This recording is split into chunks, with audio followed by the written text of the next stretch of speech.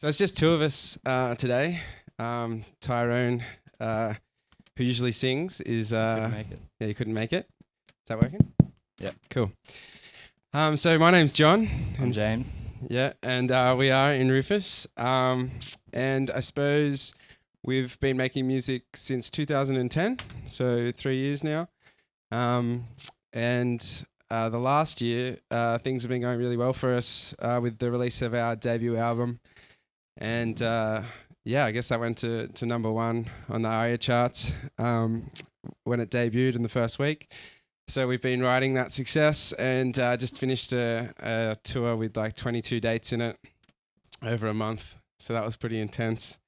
So we've gotten to a point with that with the show that we were touring, using Ableton as the main tool behind it. So that's why we're excited to be here to be able to share that with you and exactly go through exactly how we do it. A good starting point, a logical starting point is the way we write. And so the way we write, I guess for a live band, I would be inclined to say it's a unique way, but these days it's less and less of a unique way of writing, where we're purely focused on, in the studio, how it sounds, producing the song, getting the song to a certain point, and considering the live aspect in a completely different light.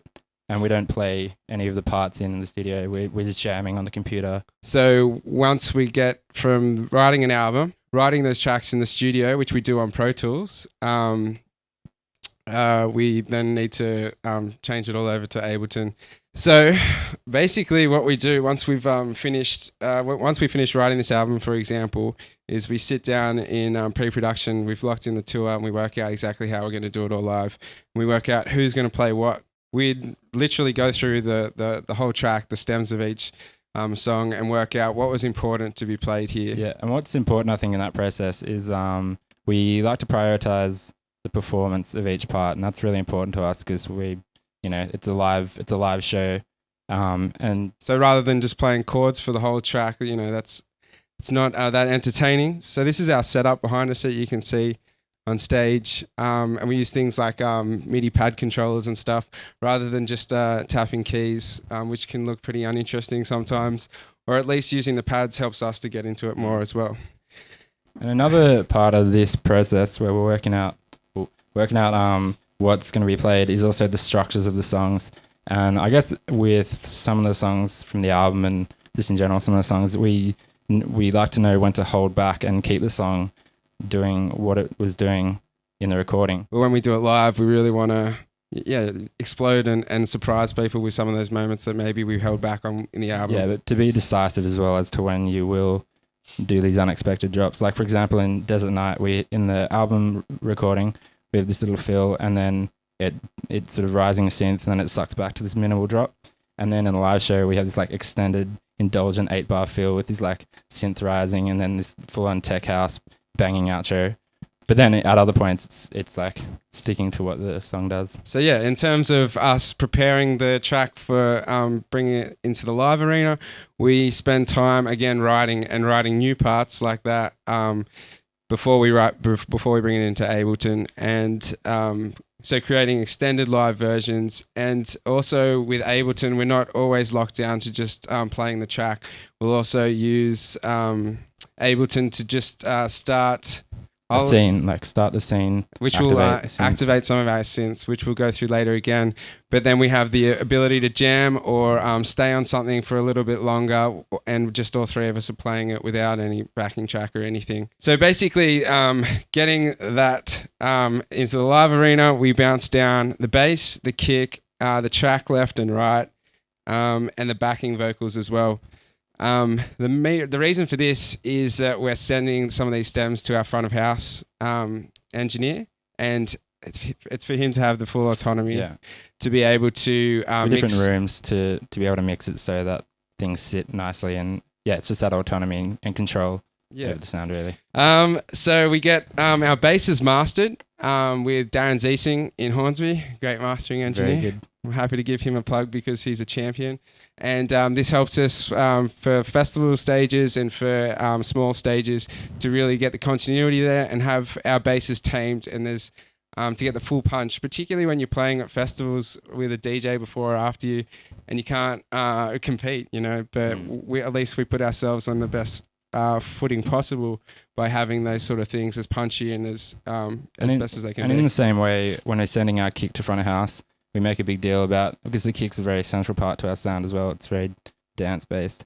To get that EQ'd in the right way for each room or for festival sets, and having that sit with this mastered bass.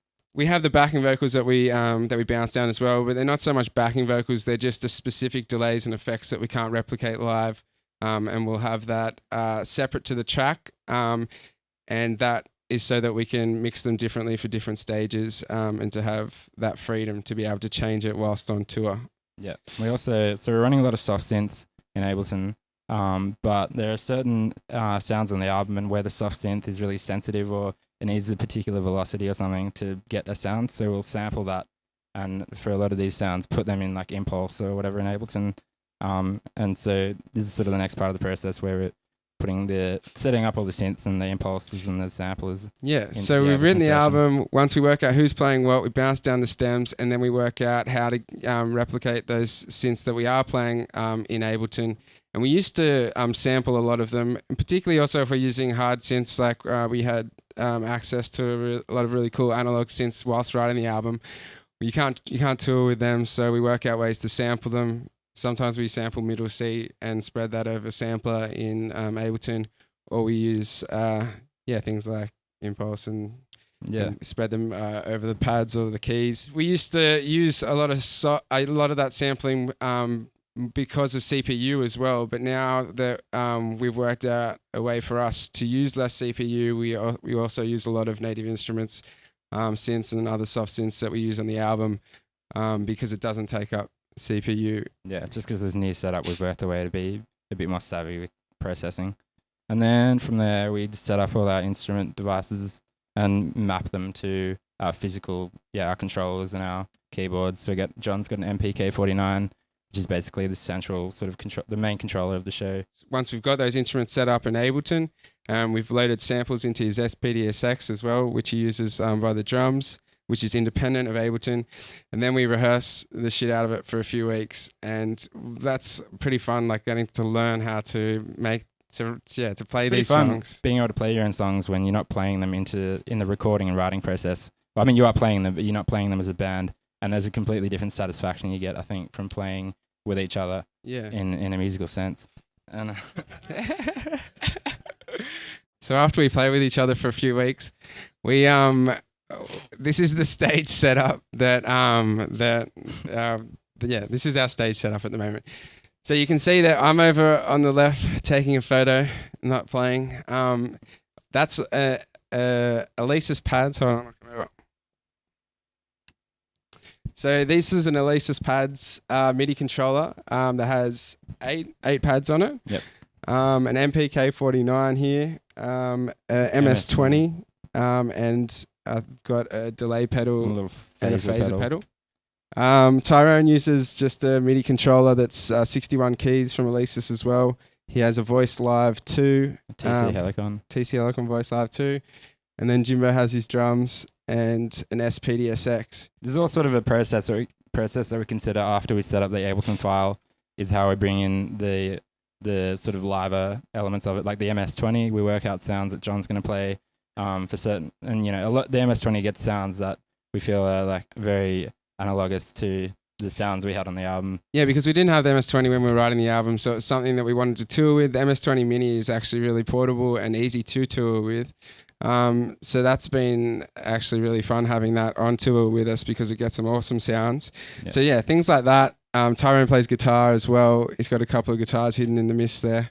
And the SPDSX and the drums, I guess, these are all things that we think of after the fact, after we've bounced down all those live stems and brought them into Ableton.